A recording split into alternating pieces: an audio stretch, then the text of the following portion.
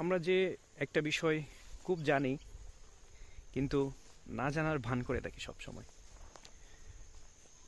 সেটা হচ্ছে জীবন কি আর সাকসেস কি। আমরা আসলে সাকসেস আর জীবনকে একসাথে গুলিয়ে ফেলি সব সময়। আসলে আমাদের সংজ্ঞায় হচ্ছে জীবন মানে হচ্ছে আপনি একটা একের পিছনে কয়টা শূন্য বসাতে পেরেছেন, সেটাই হচ্ছে জীবন। অর্থাৎ আপনি কত কোটি, কত শত কোটি, কত হাজার কোটি টাকার মালিক হয়েছেন, সেটা হচ্ছে জীবন।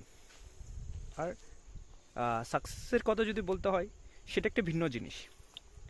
আপনি একটা একের পিছনে 100টা শূন্য বসাতে পারলেও এটাকে সাকসেস বলা যায় না।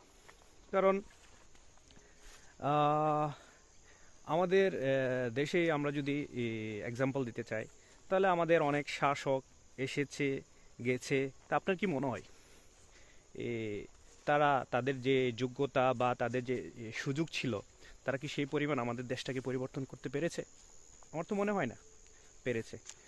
কারণ একটা শাসক যদি চায় একটা দেশকে মানে সোনার দেশে রূপান্তরিত করে, একটা রিচ দেশে, একটা পরিপূর্ণ মৌলিক চাহিদাগুলো পূরণ করার মতো যোগ্যতা সম্পন্ন একটা দেশে পরিণত করতে খুব বেশি বছর কিন্তু লাগে না।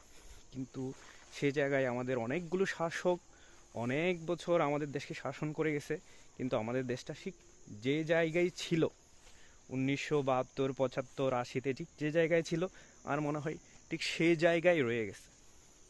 কিন্তু এই যে মূল বিষয়টা, তারা কি আসলে সাকসেস হতে পেরেছে? তাদের কিন্তু ব্যাংকে যথেষ্ট টাকা আছে, হাজার হাজার কোটি টাকা আছে, কিন্তু তাদেরকে কি জীবনে সফল বলা যায়?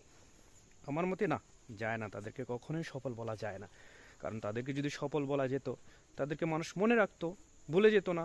তাদেরকে মানুষ ঘৃণা করতো না, তাদের প্রতি মানুষ হিংস্রতা দেখাইতো না।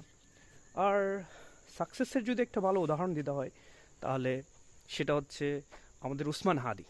সে কোনো ক্ষমতায় ছিল না, কোনো পদে ছিল না, কোনো রাজনৈতিক দলের অন্তর্ভুক্ত ছিল না, কিন্তু জাস্ট নির্বাচন করবে এই জন্য বেশ কিছু কথা বলছে।